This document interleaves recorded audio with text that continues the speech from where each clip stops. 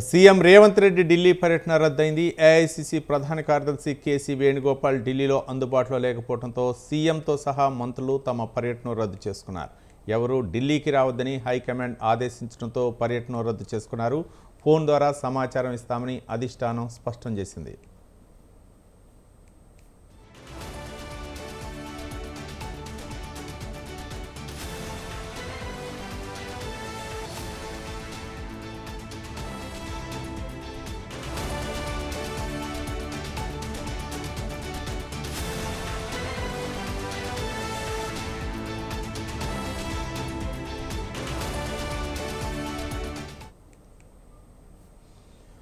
CM Revanth Reddy Delhi పర్యటన రద్దయింది. AICC ప్రధాన కార్యదర్శి కేసీ వేణుగోపాల్ ఢిల్లీలో అందుబాటులో లేకపోవడంతో సీఎంతో సహా మంత్రులు తమ పర్యటన రద్దు చేసుకున్నారు. ఎవరూ ఢిల్లీకి రావద్దని హైకమాండ్ ఆదేశించడంతో పర్యటన రద్దు చేసుకున్నారు.